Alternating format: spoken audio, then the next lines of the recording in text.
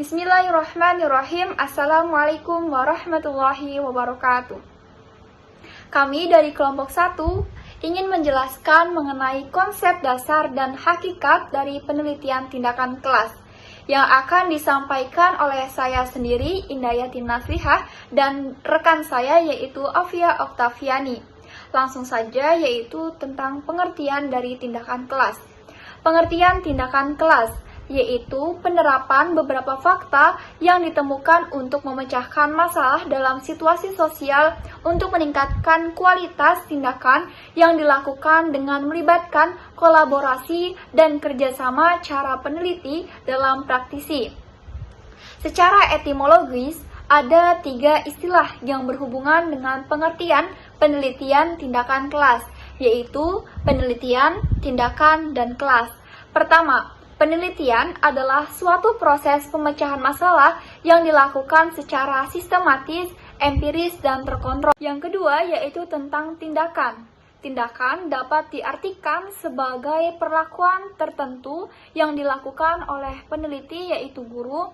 Tindakan diarahkan untuk memperbaiki kinerja yang dilakukan oleh guru. Dengan demikian, dalam PTK bukan didorong hanya ingin sekedar tahu sesuatu, melainkan disemangati oleh adanya keinginan untuk memperbaiki kinerja untuk mencapai hasil belajar yang maksimal.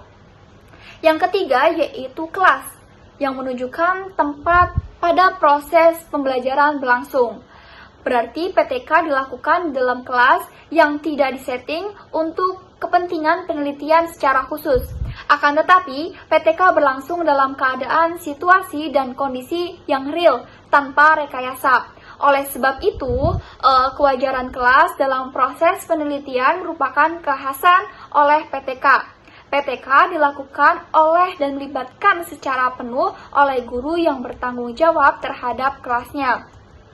Dari penjelasan PTK tadi dapat diartikan sebagai proses pengkajian masalah pembelajaran kelas melalui refleksi diri dalam upaya untuk memecahkan masalah tersebut dengan melakukan berbagai macam tindakan yang terencana dalam situasi yang nyata serta menganalisis pengaruh dari perlakuan tersebut. Tujuan dari penelitian tindakan kelas sendiri menurut Kunandar yaitu yang pertama, untuk memecahkan permasalahan nyata yang terjadi di dalam kelas yang dipahami langsung dalam interaksi antara guru dengan siswa yang sedang belajar, untuk meningkatkan profesionalisme guru dan menumbuhkan budaya akademik di kalangan guru. Yang kedua yaitu peningkatan kualitas praktik pembelajaran di kelas secara terus-menerus mengingat masyarakat yang berkembang secara cepat. Yang ketiga yaitu untuk meningkatkan relevansi pendidikan. Hal ini mulai dicapai melalui peningkatan proses pembelajaran. Yang keempat yaitu sebagai alat training and service yang mempelajari guru dengan skill dan metode baru, mempertajam kekuatan analitisnya dan mempertinggi kesadaran dirinya. Yang kelima yaitu sebagai alat untuk lebih inovatif terhadap pembelajaran. Yang keenam yaitu peningkatan mutu hasil pendidikan melalui perbaikan praktik pembelajaran di kelas dengan mengembangkan berbagai jenis keterampilan dan meningkatkan motivasi belajar siswa. Yang terakhir yaitu untuk meningkatkan sifat profesionalis pendidik dan tenaga kependidikan. Artinya, dalam penelitian tindakan kelas, maka guru harus lebih banyak berlatih dalam aplikasi tindakan-tindakan yang tepat untuk mengatasi permasalahan dan segera mencari solusinya untuk mencapai kegiatan pembelajaran secara efektif. Berikutnya yaitu prinsip dari penelitian tindakan kelas.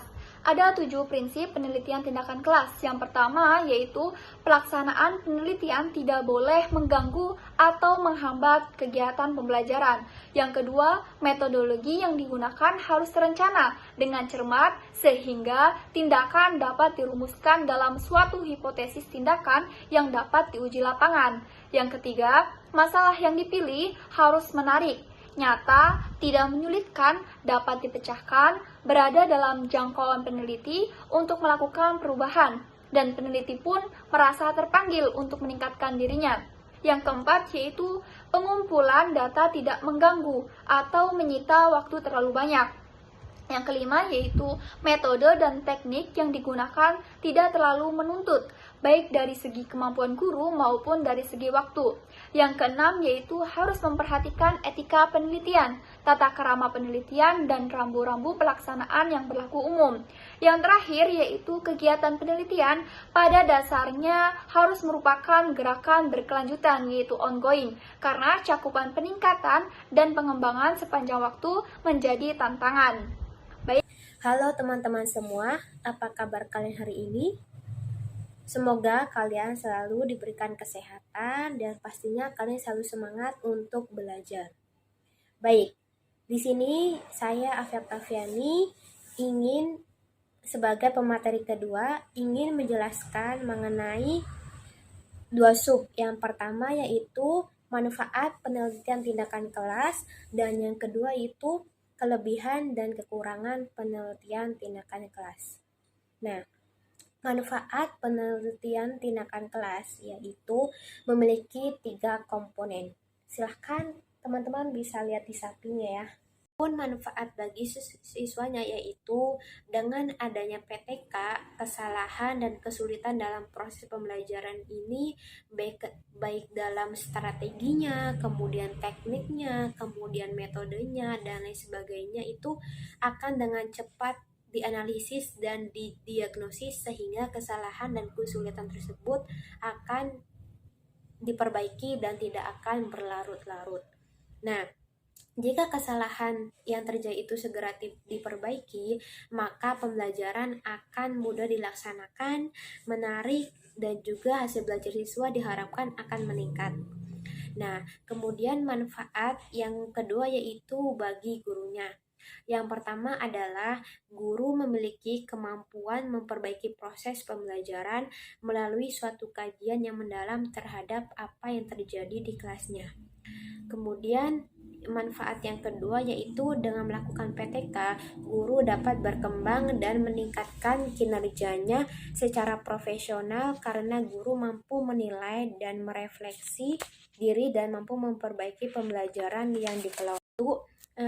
Dengan melakukan PTK, guru mendapatkan kesempatan untuk berperan aktif dalam mengembangkan pengetahuan dan keterampilan sendiri.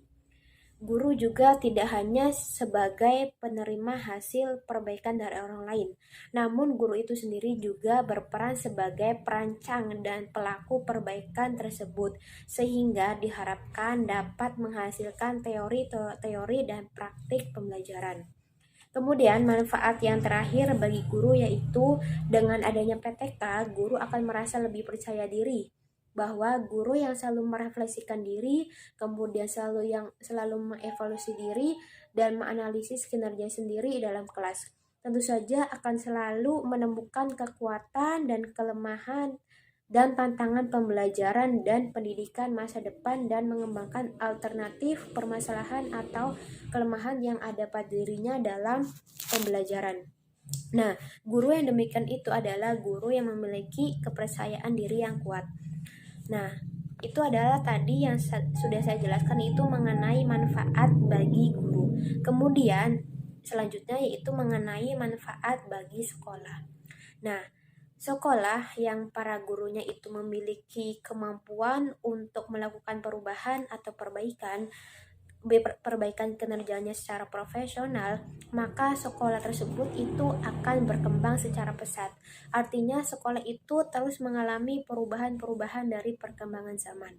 Nah, sekolah juga ini tidak akan berkembang jika gurunya itu tidak memiliki kemampuan untuk mengembangkan diri. Kaitannya dengan pelitian tindakan kelas, jika sekolah yang para gurunya memiliki keterampilan dalam melaksanakan PTK, tentu saja sekolah tersebut akan memperoleh manfaat yang besar karena meningkatkan kualitas pembelajaran dan mencerminkan pendidikan di sekolah tersebut.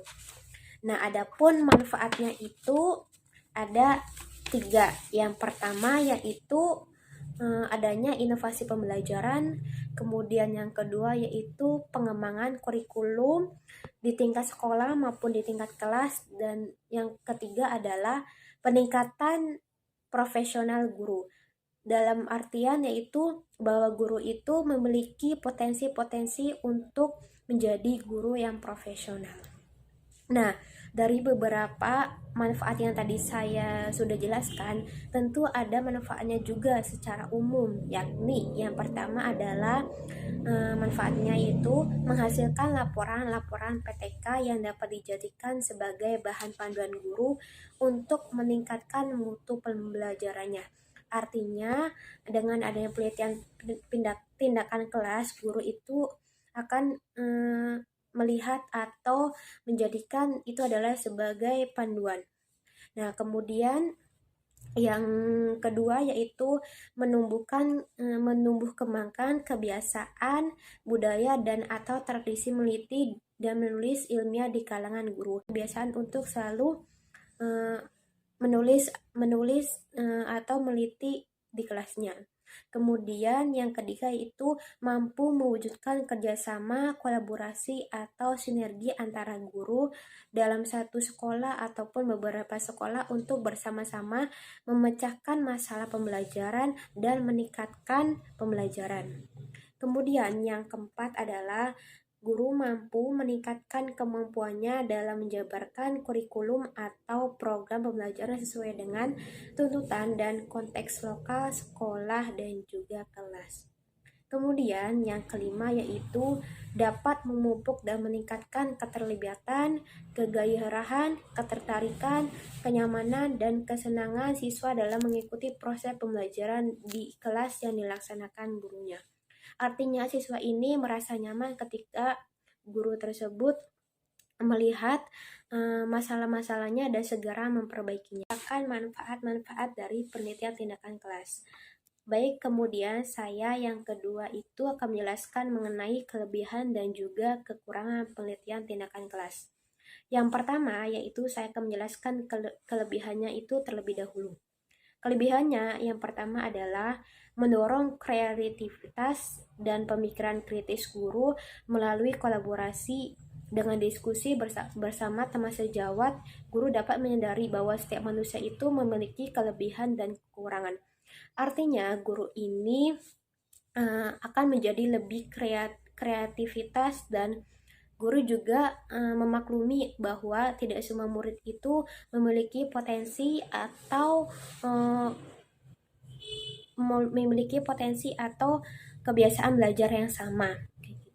Kemudian yang kedua yaitu mendorong guru agar terbuka terhadap perubahan melalui kolaborasi dalam setiap proses PTK, maka guru itu terlibat secara aktif dalam memikirkan perubahan-perbaikan pembelajaran. Artinya guru ini memiliki pemikiran yang kritis untuk selalu inovasi dan kreatif dalam proses pembelajaran. Artinya pembelajaran itu tidak monoton. Kemudian meningkatkan kesepakatan terhadap menyelesaikan masalah yang dihadapi. Nah, itu adalah kelebihan dari PTK.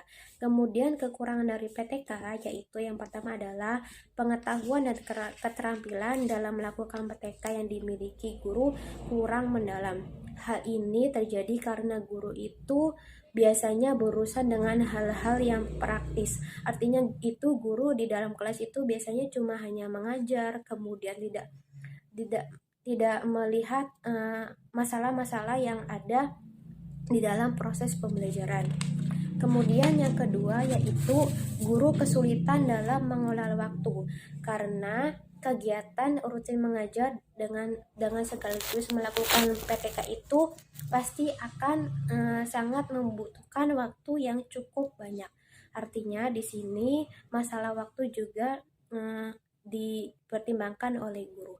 Kemudian yang ketiga adalah kesulitan guru dalam menemukan dan merumuskan masalah yang hendak diteliti. Kemudian yang keempat adalah guru tergiur dengan zona nyaman dan enggan melakukan perubahan. Artinya guru itu tidak memiliki keinginan untuk merubah proses pembelajaran karena dia merasa bahwa guru itu sudah mapan dan sudah bersertifikasi sehingga dia tidak ada keinginan untuk mengadakan perubahan terhadap proses pembelajaran. Mungkin itu saja yang dapat saya sampaikan, kurang lebihnya mohon maaf. Terima kasih.